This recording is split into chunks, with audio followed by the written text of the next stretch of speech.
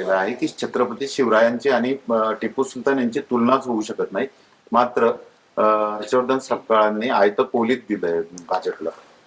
तुलना करण्याचा प्रश्नच उद्भवत नाही. छत्रपती शिवाजी महाराज यांचं कार्य जे आहे हे अलौकिक आहे, अद्वितीय आहे आणि त्याचा सार्थ अभिमान आम्हाला आहे. मी जे वक्तव्य केलंच नाही ते वक्तव्य भारतीय जनता पक्ष गोबेल्स नीतीच्या माध्यमातून वारंवार माझ्या तोंडी घालण्याचा प्रयत्न करीत आहे.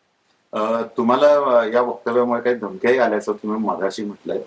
नेमकी काय पार्श्वभूमी आहे? धमक्या आल्या, तुम्ही संरक्षण मागणार? धमक्या ह्या व्यक्तिगत स्वरूपाच्या, सार्वजनिक स्वरूपाच्या आल्यात. जीप छाटून 10 लाख रुपये बक्षीस ठेवण्यापर्यंत देखील आता ही मजल गेलेली आहे. थोडक्यात देवेंद्र फडणवीसांना महाराष्ट्राचा तालिबान करायचा आहे. कारण संविधानाच्या राज्यात स्वराज्याच्या एकंदरीत विचारामध्ये अशा धमक्यांना कुठेही थारा नसतो. माझ्यावर भारतीय दंड संहितेनुसार जी कारवाई होऊ शकत असेल ती जरूर करा. याबद्दलही काही माझं दुमत असण्याचं काही कारण नाही. त्यामुळे धमक्या या इथं राहतात. महाराष्ट्राचं तालिबान देवेंद्र फडणवीसांना करायचंय आणि कुठे याच्या पलीकडेही बऱ्याचशा धमक्या येतात आहे. त्या काही आज सांगणं हे उचित होणार नाही. धमकीच्या अनुषंगाने काही कुटुंब पातळीवर देखील धमक्या झाल्या असं तुम्ही मगाशी बोलले होते, नेमकं काय?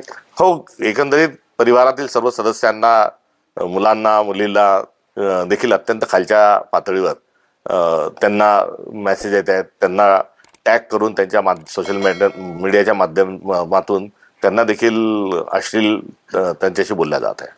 10 लाखाचं बक्षीस जाहीर केलंय भाजपानं तुमची जीप छापणार असलं. माझी जीप छाटल्याने जर अमेरिकेत डील कॅन्सल होत असेल, माझी जीप छाटल्याने जर कर्जमाफी होत असेल, माझी जीप छाटल्याने जर शेतकऱ्यांना शेतमालाला भाव मिळत असेल तर जरूर माझी जीप छाटा. मात्र माझी जीप छाटण्याचं कारण हे शिवाजी महाराजांचं दाखवलं जात आहे ते खरं नाही. शिवाजी महाराज हा आमचा स्वाभिमान आहे, त्यांचं कार्य अद्भुत आहे.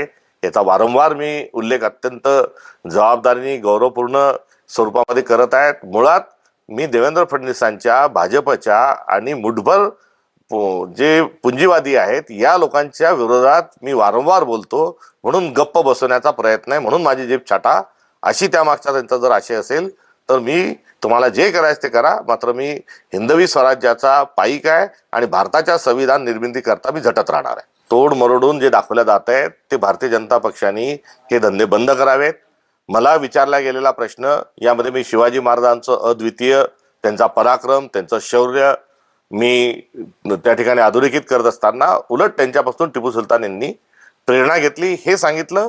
आणि शासकीय कार्यालयामध्ये सोबत फोटो लागण्याच्या अनुषंगानं आपण फोटो लावण्याच्या अनुषंगानं मी केलेलं ते विधान होतं. हे विधान कुठेही कोणाशी काहीही कुठेही तुलना करणारं असू शकत नाही. हे आपापल्या ठिकाणी आपापल्या कार्यकाळामधले सगळे जे महामानव आहेत यांच्या सर्व अनुयायांनी, या आस्थापुरुषांच्या भारतामध्ये, महाराष्ट्रामध्ये गावागावांमध्ये गुन्ह्या गोविंदान राहावं, कुठेही जातीवर, धर्मावर वाद होऊ नये या पार्श्वभूमीवर माझं केलेलं हे वक्तव्य होतं. आणि या वक्तव्याला जातीय रंग देऊन महाराष्ट्रामध्ये दंगल पेटवण्याचं काम हे देवेंद्र फडणवीस. मराठी बातम्यांसाठी आमच्या चॅनलला लाईक करा, सबस्क्राईब करा आणि बेल आयकॉन दाबायला विसरू नका.